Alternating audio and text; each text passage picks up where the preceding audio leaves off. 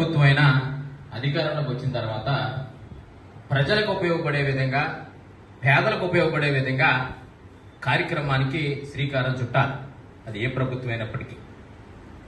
ప్రజాప్రభుత్వం అధికారంలోకి వచ్చిన తర్వాత ఎన్నిటిని పక్కన పెట్టి ఆదాయ వనరుల కోసం చూసుకుని పెత్తందారుల యొక్క భూస్వామి యొక్క ఆలోచన విధానాన్ని ఇంప్లిమెంట్ చేస్తూ వారి యొక్క ప్రభుత్వం ఏదైతే గత ప్రభుత్వం ఇచ్చినటువంటి పేదలకు ఉపయోగపడే సంస్థలు ఏవైతే ఉన్నాయో వాళ్ళన్నింటినీ కూడా ప్రైవేటీకరణ చేయడం అనేది చాలా బాధాకరం. పూర్తిగా కూడా దీన్ని మనం వ్యతిరేకించాల్సిన బాధ్యత ఉంది.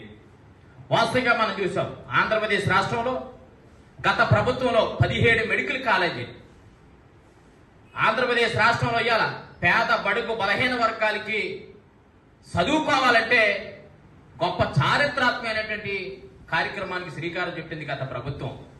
దాన్ని మీరు పనిచేయకపోయి, దాన్ని మీరు ఇంకా అభివృద్ధి చేయటం మానేసి దాన్ని మీరు ప్రైవేటీకరణ చేసినట్లయితే కనుక సమాజంలో ఉండబడే విద్యను డబ్బుతోటి కొనలేనటువంటి పేద వర్గాలు ఎవరైతే ఉన్నారో వాళ్ళందరూ కూడా నష్టపోయే పరిస్థితి ఉంది.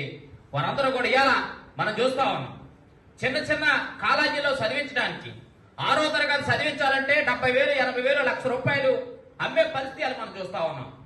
లేదు ఇవాళ డిగ్రీ, బీటెక్, బీకామ్ చదివించాలంటే ఒక సంవత్సరానికి 2 లక్షలు, 3 లక్షలు, 5 లక్షల రూపాయలు ప్యాకేజీలకు అమ్మే పరిస్థితి మనం చూస్తా ఉన్నాం. ఒక డాక్టర్ సీట్ కొనాలంటే మినిమం ₹1,00,00,000 పైబడి అమ్మే పరిస్థితి ఇవాళ మనం చూస్తా ఉన్నాం.